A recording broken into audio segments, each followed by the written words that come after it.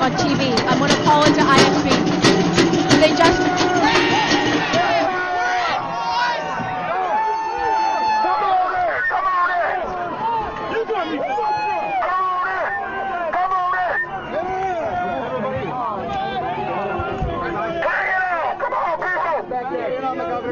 That's right there. Oh shit.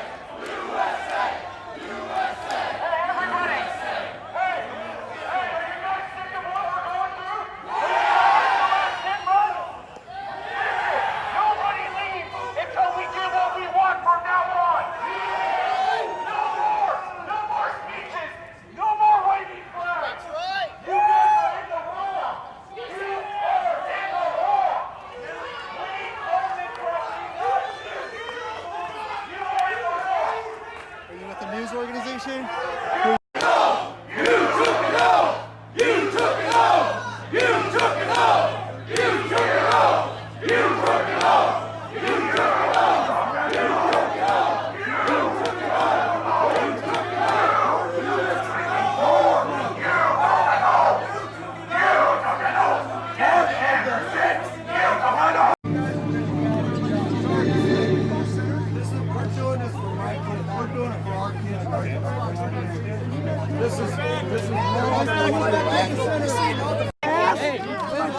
Guys.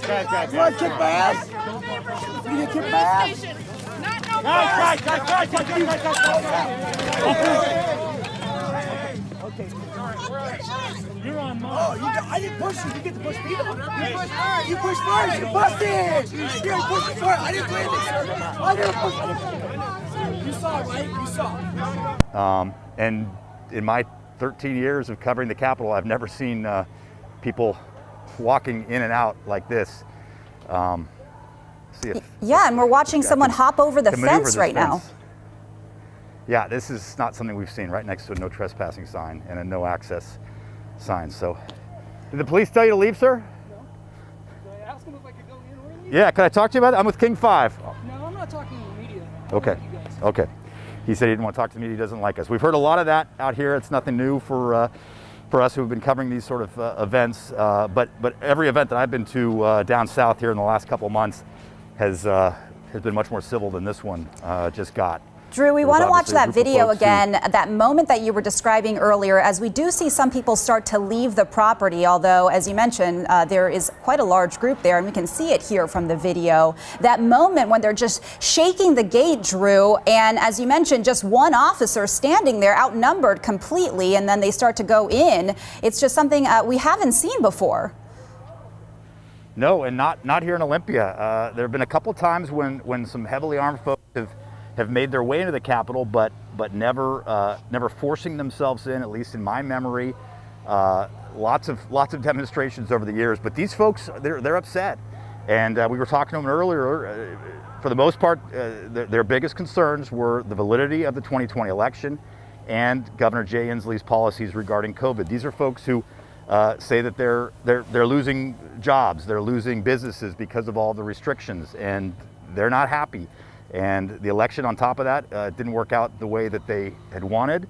And I asked them about the court rulings and what a lot of folks believe is a lack of any evidence, and they don't believe that. They say that they don't have any evidence that that Joe Biden won. So here are some more of the folks who are out here. As you can see, there's a dog. We've seen kids out here before today, but we have not had any violence until we saw this group bust through the gate here, and now they're leaving. At least some of them, but I can still see a good dozen plus up at the front door of the mansion. Again, the governor was here at the time of this breach, but he is in a, quote, safe location now, is what they told us. And I think we saw his SUV leaving at the time that I was being told that, but they would not confirm if he's left the property, but they claim he's safe, and he was here at the time. Drew, did they make any mention? Did they make any mention of whether his wife was with him? You put hands on somebody, bro. Say that again, I'm sorry. Yeah, I know you're dealing with a lot out there. I was just asking if they made any mention of whether or not his wife was with him and is safe at this hour as well. Yeah, I'm not sure if his wife was in there at the time, but we know that he is in a safe location. That's all that we would tell him. But his wife Trudy does live here with him, so you would make that assumption this year for sure. And Drew, I know you talk about the anti-media sentiment that a lot of people have expressed out there today. We can certainly see that as we watch things unfold. It is surreal to see people jumping over the fence from the governor's mansion and just the scene out there. I know you asked someone earlier on live television, I was listening to you ask, are they telling you to get out of there? I don't see any police here from my vantage point, so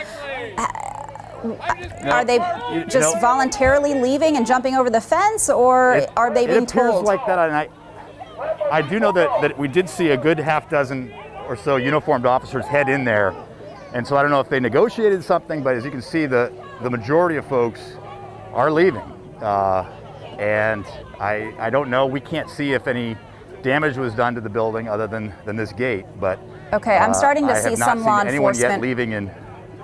Yeah, and I don't know if you can see them, Drew, but you can see that they have these helmets on and are outside the fence? Yes, these are some of the folks that were arriving just as we came on the air, and it looks like they are sweeping a good number of the folks off the property. I see people leaving, and no one appears to be in custody, so I don't know if this was just an agreement that was reached. That perhaps the point was made, and can you please leave? And that's what we're seeing. I am trying to climb up a little bit to see if I can see the front. I still see some flags up at the front of the mansion. So not everybody's gone, but definitely a number of folks have decided to leave the governor's executive residence property here, just adjacent to the Washington State Capitol.